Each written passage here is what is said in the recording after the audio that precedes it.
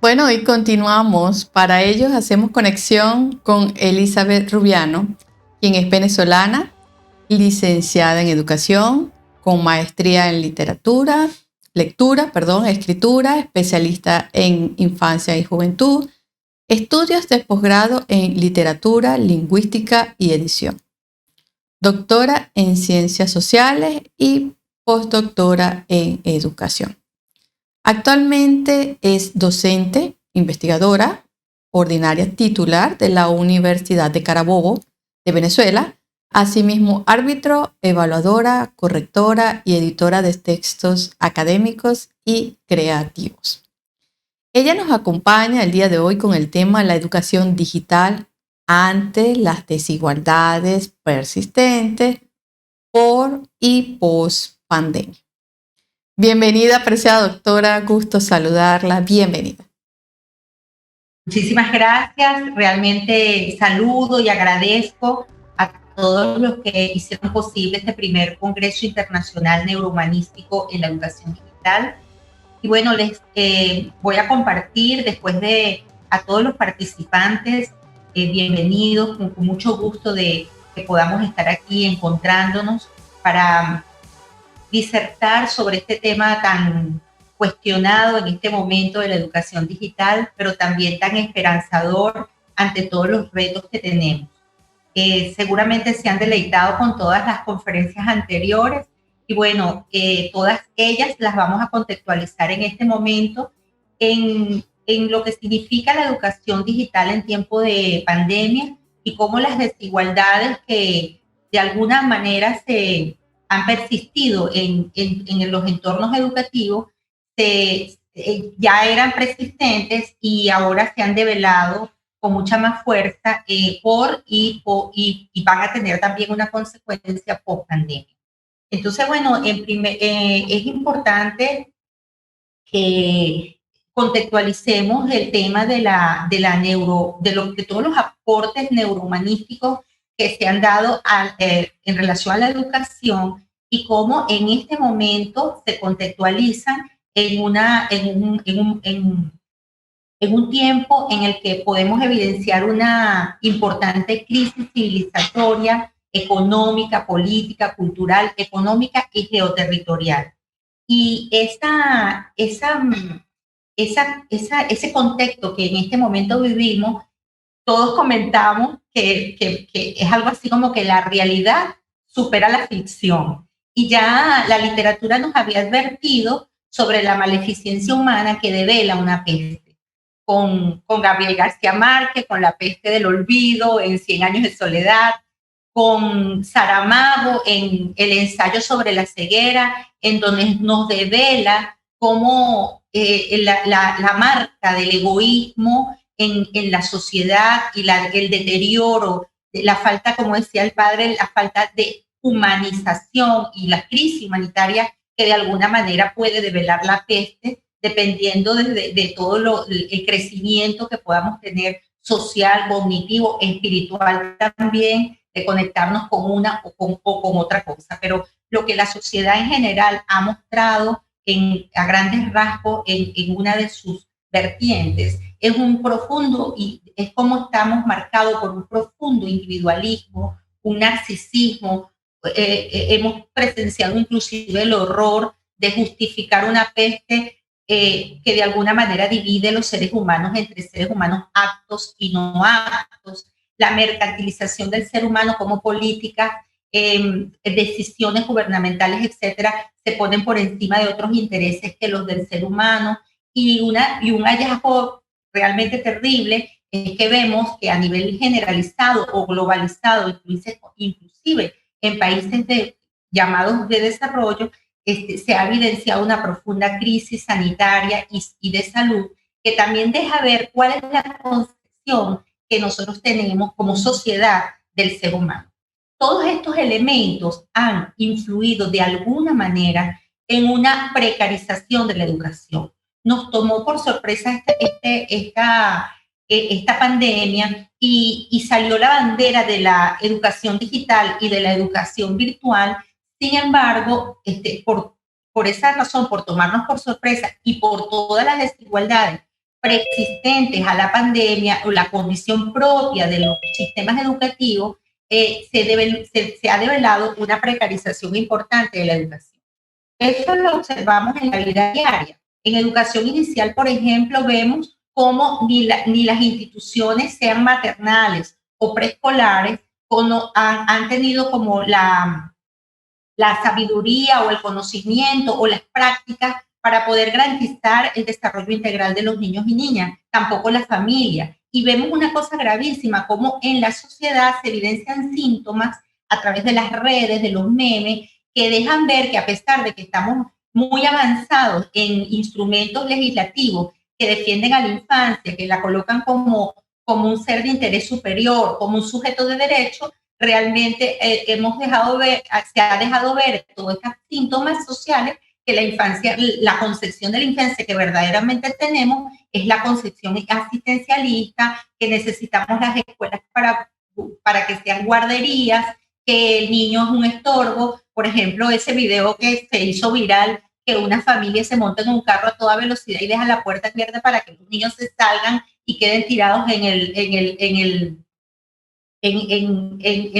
la acera, o este chiste que está rodando por ahí que dice que si no se inventa rápido la vacuna contra el COVID, los padres la van a inventar. Entonces, esos son como síntomas sociales que debemos estar alertas porque nos dicen qué es lo que realmente somos como sociedad.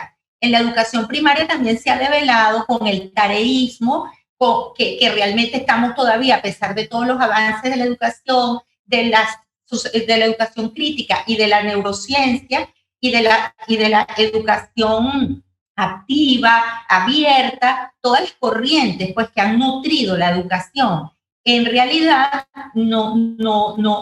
esta pandemia ha develado que lo que prevalece es una tradición transmisiva y mecánica de la educación. En la educación media y universitaria también se ha evidenciado la precariedad en los recursos digitales, en el acceso a los dispositivos electrónicos, y también esa vieja discusión de las didácticas generales y específicas, que a pesar de todo el avance de la educación compleja, de la transdisciplinaridad, seguimos apegados a disciplinas estancas, y lo peor, empezamos a hacernos discusión de que hay asignaturas que se pueden dar en lo digital y otras no, y entonces se da la discusión de lo teórico y lo práctico, que las teóricas sí, como que si las teóricas no tuvieran una dimensión práctica, de experiencial, o como que si las prácticas no tuvieran una dimensión teórica. Y los exiguos procesos que se han dado al desarrollo de la lectura y la escritura en estos tiempos, en que hemos visto en todos los niveles y modalidades, que ha disminuido las competencias, las posibilidades de comprensión y de producción de sentido, tanto en la escritura como en la lectura. Entonces, ante todos estos elementos de la vida diaria, hemos visto que se han develado grandes desigualdades, que nos preguntamos, ¿de la pandemia o preexistentes a la pandemia? Hemos visto en todos los niveles y modalidades que el derecho a la educación, que siempre trata de homogeneizar, ha evidenciado que tenemos que asumir la heterogeneidad. Y uno de los elementos de la heterogeneidad es las grandes desigualdades y las brechas que se dan entre esas desigualdades, como por ejemplo la relacionada con el acceso a los dispositivos electrónicos, tanto de estudiantes como de docentes, las desigualdades en cuanto a la conectividad, que marca una brecha también importante entre los estudiantes que viven en zonas rurales y zonas urbanas, o en zonas campesinas, o en zonas indígenas. Las competencias de la tecnología, no es lo mismo la lista de tareas que le llega a un niño en una familia donde los padres manejan las competencias tecnológicas, en una donde los padres no la manejan y ni siquiera tienen las herramientas ni los equipos, y no, de 45 niños, por ejemplo, que mis alumnas van a la práctica, 17 tienen teléfonos digitales, los otros desertaron, y los otros 10 van a la escuela a copiar en una hojita de papel las tareas que tienen que presentar a la siguiente semana. Y bueno, también las diferencias generacionales que se marcan entre los nativos de lo digital y los inmigrantes de lo digitales, que también es un mito, porque vemos muchachas en la universidad, por ejemplo, muy jóvenes, que no tienen acceso a dispositivos y que realmente no manejan las redes y que realmente no se comportan como se supone que se comportan los nativos digitales. que tienen otra forma de pensar, otra forma de abordar lo digital, de abordar el pensamiento, etc. Entonces, con la idea de ser propositivo ante estas diferencias o desigualdades, ¿cómo podemos ir tras la defensa del derecho a la educación? Porque lo que tenemos que decir en todas las reuniones, asambleas que nos encontramos en diferentes niveles y modalidades, la pregunta es, pero es que no es lo mismo que la presencialidad, es que la presencialidad es importante, claro, cada una, la educación presencial, la educación virtual o digital, tiene cada una ventajas y desventajas, pero el asunto es que, hablando como decía uno de nuestros compañeros, es el aquí y el ahora, es los desafíos que en este momento tenemos. No podemos poner en cuarentena la educación, no podemos poner a la educación en confinamiento, porque el proceso educativo es constitutivo al ser humano y no puede parar indistintamente las circunstancias que sean. Entonces, ¿cómo plantear una docencia dinámica, efectiva en el medio de todas estas circunstancias? Porque decía una de las participantes, le preguntaba a Luisa, por ejemplo, ¿cómo podemos hacer para generar este tipo de educación y transferir, por ejemplo, los hallazgos de la neurociencia a la educación o de la educación popular o de la educación social o de cualquier corriente educativa a estas circunstancias, cuando vemos que lo que prevalece en la educación digital es la instrucción y no la experiencia de educar o la experiencia de aprendizaje? Entonces, bueno, para ello necesitamos hacer una reflexión de las oportunidades que puede tener la educación digital. Es sin duda incuestionable que el acceso democrático a la información y a la gestión del conocimiento es sin igual en cuanto a lo que significa la educación digital.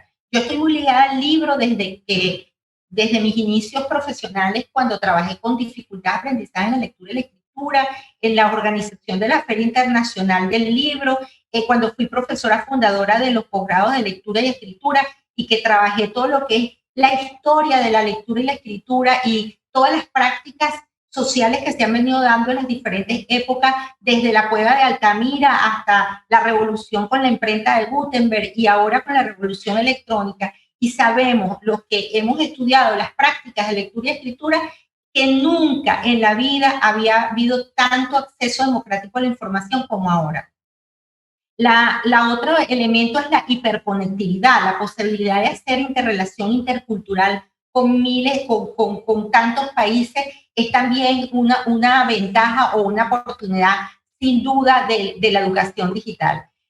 Otro elemento importante es cuando decimos cómo transferimos, o ya sabemos lo importante que es por los hallazgos de lo que es las inteligencias múltiples, de lo que significa, por ejemplo, los canales de aprendizaje, los estilos de aprendizaje, la teoría, por ejemplo, desarrollada por la doctora Luisa, de lo que es la activación de talento y cómo están tan ligados todas las inteligencias, desde la espiritual, la pragmática, la cognitiva, todo en esos talentos que nos constituyen. No existe ninguna posibilidad de pensar que la educación digital no favorece esos hallazgos, la transferencia de esos hallazgos a la educación por su condición multimediática, porque justamente permite que podamos trabajar con audios, con videos, con movimientos, etc. Otro elemento importantísimo a considerar para ser propositivo con la educación digital es que hagamos consciente la importancia en la educación digital del pensamiento hipertextual.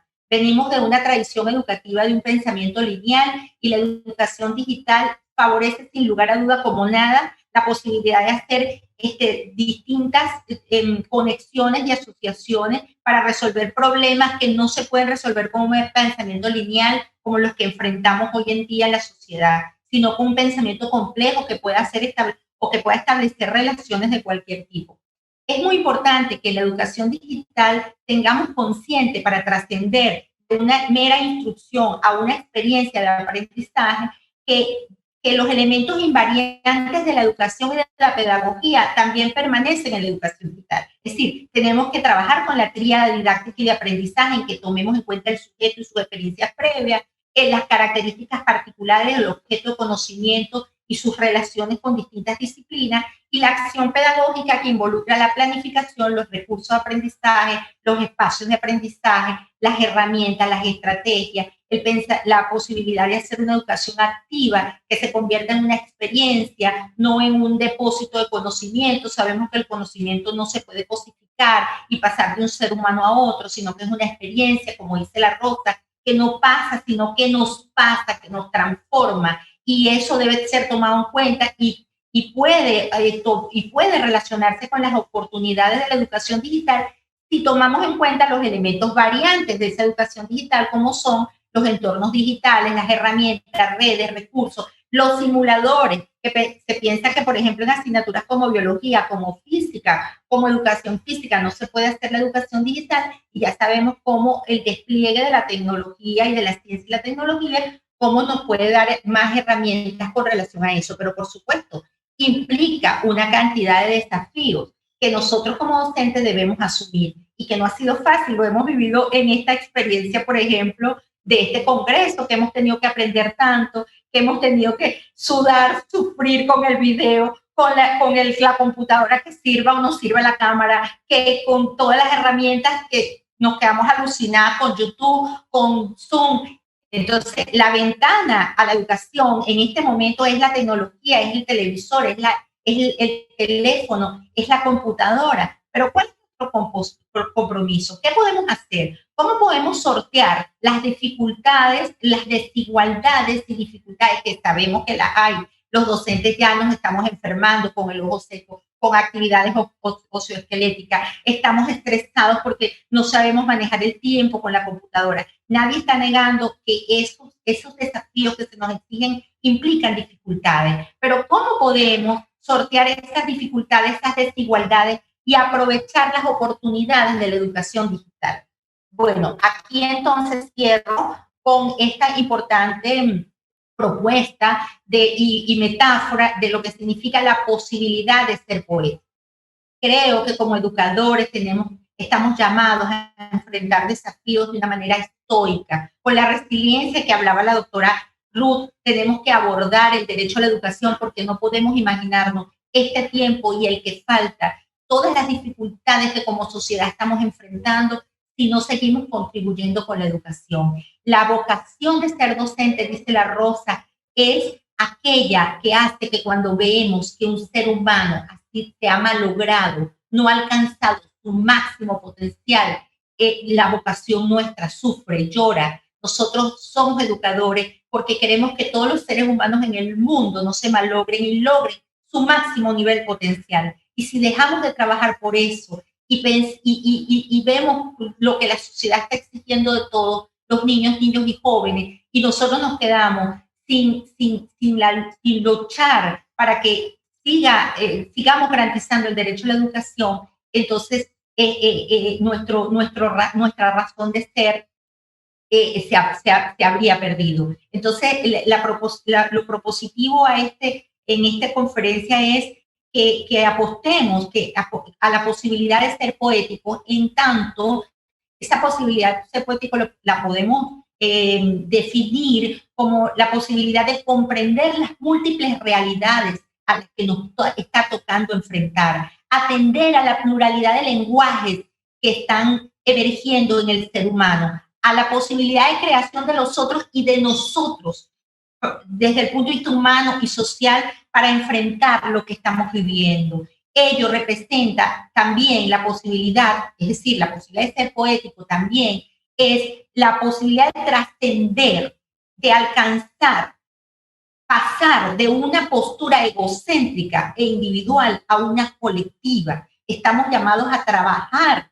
por la humanidad en este momento en el que se ha develado una marca tan fuerte del deterioro que como seres humanos, como decía el padre, la deshumanización que estamos haciendo. Me encantó eso, levantarnos todos los días y preguntarnos qué nos acerca a ser más humanos y qué no. Ese ejercicio de la espiritualidad es muy importante en este momento, porque tenemos que pasar de una postura egocéntrica individual a una colectiva, comunitaria, gregaria, que nos permita la posibilidad de vivir en empatía, sintiendo y poniéndonos en el lugar del otro.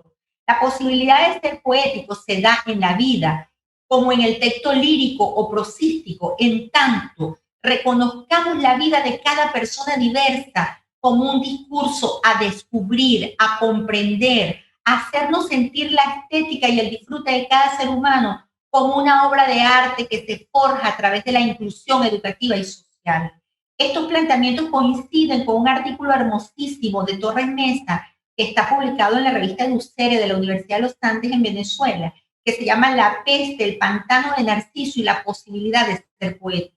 Hagamos de la vida, hagamos de nosotros la posibilidad de ser poéticos y con eso quiero cerrar porque es la intención de esta conferencia, que más allá de todas las dificultades que sabemos que tiene la educación digital, aprovechemos sus oportunidades y nos demos el permiso a enfrentarlas por la posibilidad de que podamos garantizar el derecho a la educación y enfrentar los problemas y los desafíos que está demandando de nosotros.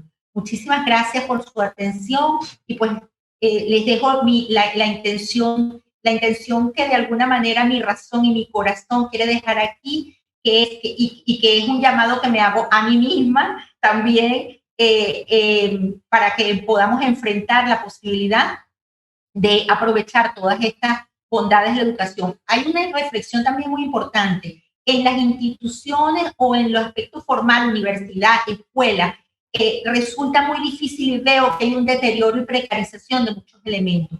Pero, por ejemplo, lo que me toca hacer cuando soy mentora de escritores noveles, que a través de la tecnología hemos enfrentado nuevos aprendizajes como con un proyecto personal y grupal. Esas oportunidades se exacerban a diferencia de contextos formales o contextos que de alguna manera siguen apegados a lo instruccional. Entonces, quiero dejar esa reflexión. Enfrentemos con esa posibilidad de ser poético esas preguntas, esos problemas, y veamos las bondades que en otros espacios tenemos con la familia, comunicándonos con los niños, con otros espacios en lo digital, donde perfectamente logramos comunicación, nuevos aprendizajes, cohesión grupal, relación con lo afectivo, con lo comunicación. Entonces, veamos, abramos nuestro corazón y nuestra visión para que entonces podamos aprovechar todas estas bondades y todas esas posibilidades creativas que tengamos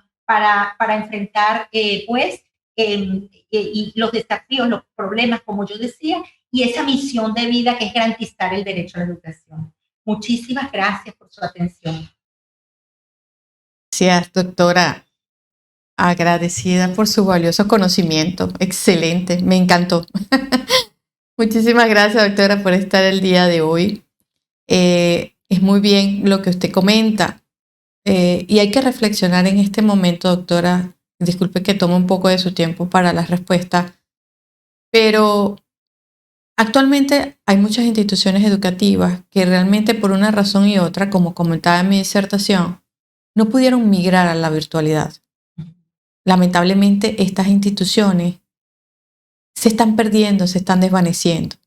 Va a llegar un punto que no van a existir, pero hay que pensar en los estudiantes. Hay que pensar en aquellos docentes que puedan perder su trabajo. Hay que pensar de que las personas necesitan seguir siendo educadas. No podemos seguir pensando en miedo, en la fobia que nos da proyectarnos o impartir o emprender un nuevo proyecto. Es hora de empoderarse. Gracias, doctora. Bueno, vamos a la interrogante, doctora. Por acá tenemos algunas, pero tomé las más pertinentes. La primera interrogante la hace Dumas.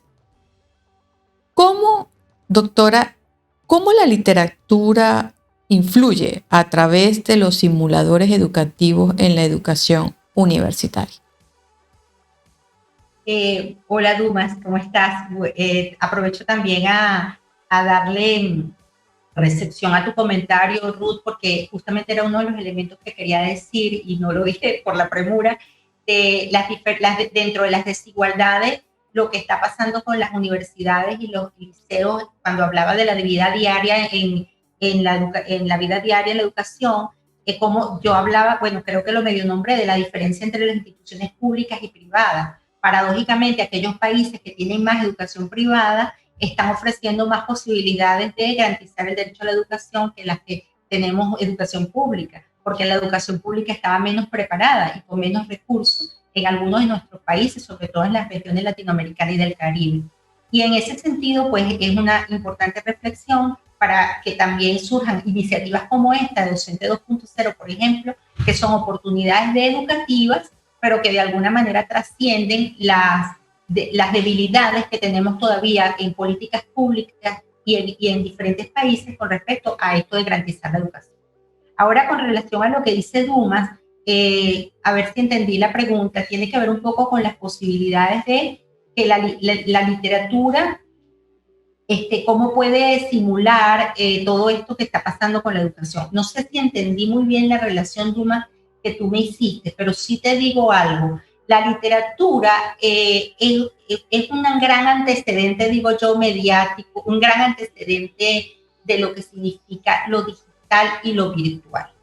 Porque la literatura, aunque es con papel, con un libro físico que lo puedes oler, ¿verdad? Se te queda más allá de la presencia con el libro.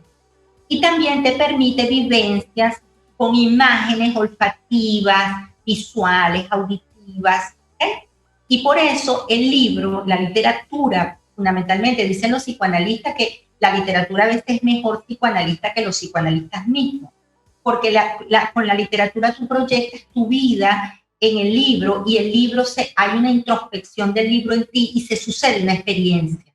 Cuando tú y todos los aprendizajes, experiencias, conocimientos que de alguna manera vives a través de los personajes, se te calan muy internamente. ¿Por qué? Porque vives una experiencia, como decía yo, de esa que te pasa, no que pasa, sino que te pasa. Cuando tú lees es porque un libro te ha atrapado, porque te mueve, porque tú te proyectas en ese libro, porque también haces como decía, una revisión de lo que dice ahí con respecto a ti. Entonces se da un diálogo entre tu interior, tu cognición, tu emoción, con esa vivencia literaria.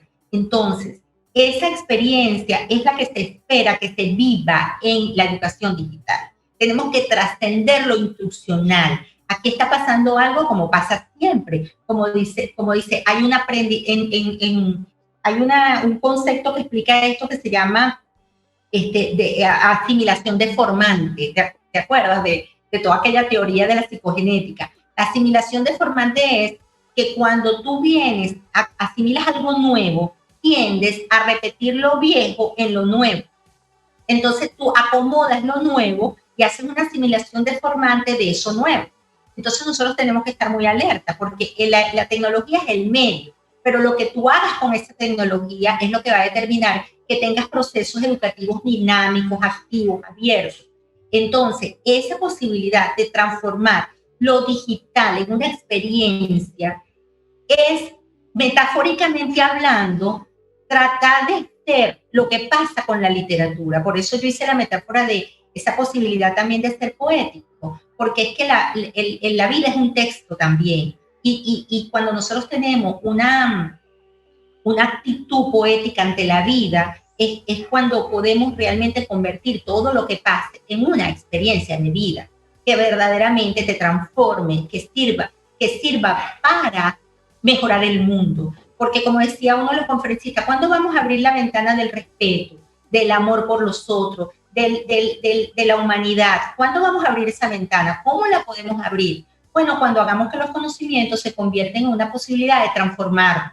No cuando el conocimiento se convierta en una mercancía que tú acumulas, ¿verdad? Como que fuera un monopolio para tener más o menos poder, pero que no te sirve para nada porque no te hace mejor persona. Entonces, solamente podemos convertir la educación digital en una experiencia literaria, de alguna manera hablando, cuando se convierte en una experiencia que nos dé posibilidades de transformar. Gracias, doctora. Doctora, una última pregunta. La realiza Gisenia. Doctora, ¿qué pasa con todos estos estudiantes que no han logrado recibir educación por falta de tecnología? Ay, qué buena pregunta, porque además también aprovecho a decir algo que también se me pasó y que quería decir con mucha importancia en mi conferencia, que tiene que ver con las personas, o sea, los puntos vulnerables que estamos viviendo, los contextos y las personas que están quedando más vulneradas al derecho a la educación por la educación digital, como por ejemplo las personas con necesidades educativas especiales, la infancia, los niños pequeñitos, de alguna manera están quedando más vulnerados en este tipo de educación, y los que justamente no tienen acceso a la educación. ¿Qué vamos a hacer con eso?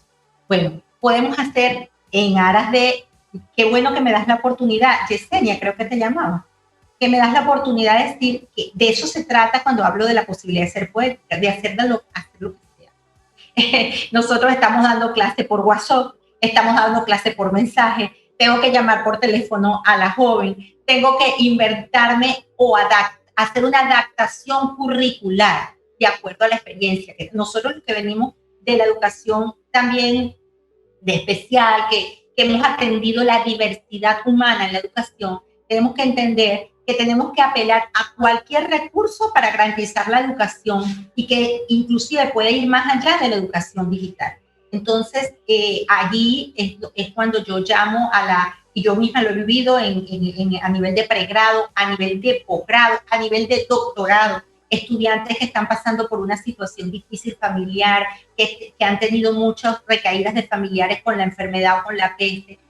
¿Qué tenemos que hacer allí? Ser creativos y entender que el hecho educativo tiene que tener un principio fundamental, que es el de flexibilización. No hay recetas para ello. Si no tienes tecnología, no tienes teléfono, tienes un abuelo enfermo con COVID, no tienes luz, por ejemplo, aquí en Venezuela, que tenemos muchas más dificultades en este momento por el problema de los servicios, de la electricidad, no tienes el teléfono, no tienes, ¿qué tienes que hacer? Bueno, lo que sea. Cuesta más, pero sí lo podemos hacer. Hemos llamado por teléfono directo, hemos hecho la explicación, hemos atendido de manera individual a una joven, hemos hecho adaptación curricular en el tiempo, ya todo el mundo terminó y ahora voy a trabajar contigo, vamos a ver de qué tipo de experiencia vamos a tener, vamos a ir con los mensajes de texto. Una compañera, una amiga que trabaja contigo todo el día, pero que sí tiene teléfono, dámelo que yo te lo paso allí, todas las tareas que tienes que hacer y vamos a conversar en alguna noche. Entonces, y sobre todo, hay una cosa muy importante, que depende más que de la tecnología, es el intercambio personal. Cuesta mucho. Yo tengo chat, grupos, entornos, donde están todas mis estudiantes, y esta educación virtual tiene una ventaja, que te permite que tú trabajes en tiempo sincrónico y asincrónico, que te permite trabajar en libertad cuando tú quieres, no ahorita, sino después. Muy bien, pero también tiende a la soledad más que a la cohesión grupal. Entonces tú tienes que compensar eso de alguna manera. Y yo hice algunos ejercicios, preguntas, hice un storytelling, empecé a hablar de mí, me mostré ante ellas y tal, y sin embargo cuesta que se haga esa cuestión grupal y que se haga. Entonces, ¿cómo vencer esa lucha entre lo individual y lo grupal, entre el tiempo sincrónico y asincrónico? Esas son las relaciones y las reflexiones que tenemos que hacer para poder darle pasos, lograr que con estoicismo, por eso hablaba del estoicismo, porque no es fácil. No es fácil que el tiempo se nos va a la vida para atender a estudiantes con estudiantes que a veces tienen que hacer. Pero justamente es la reflexión. Tenemos que enfrentar todas estas realidades y estas problemáticas que estamos viviendo, porque nosotros estamos rastreados por garantizar el derecho a la educación, porque sabemos que una sociedad sin educación va a seguir siendo el reflejo del deterioro y de la deshumanización. Y eso es tan grave como que se está se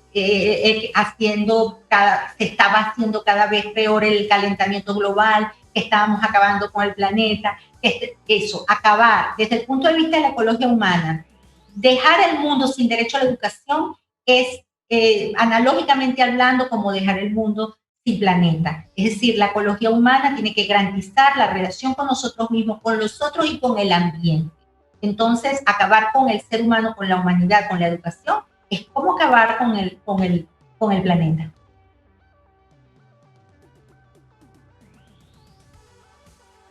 por estos excelentes conocimientos impartidos el día de hoy.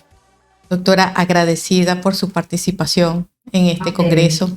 Gracias por atender el llamado, la invitación de la UNESCO, y le compartimos la pantalla gigante para que se despida de la audiencia, doctora. Muchísimas gracias.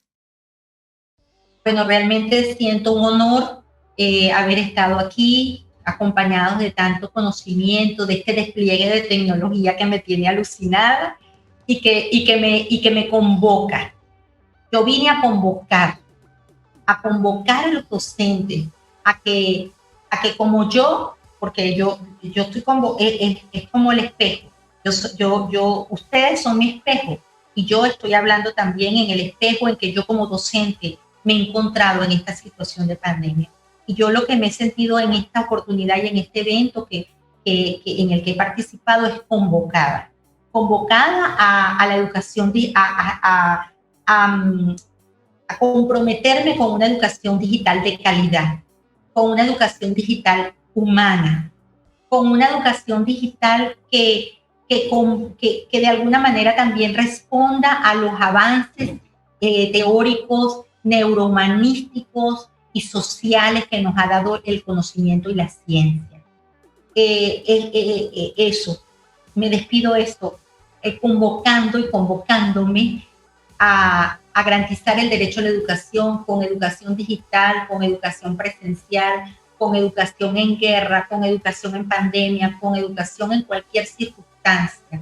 La educación como posibilidad de que cada ser humano alcance su máximo potencial, podamos garantizar la educabilidad humana porque creemos que es la única manera de trabajar por un mundo mejor. Gracias, doctora. Gracias por todos estos bellos y hermosos conocimientos impartidos el día de hoy. Muchísimas gracias, doctora. La esperamos en los próximos eventos y con gusto estaremos en contacto, doctora. No se me extravíe. Agradecida. Gracias, doctora. Tampoco quiero que tú te me extravíes. No, señor. Ahí estamos. Gracias. Ya sabemos que tenemos a 2.0 para esta convocatoria que hoy estamos haciendo.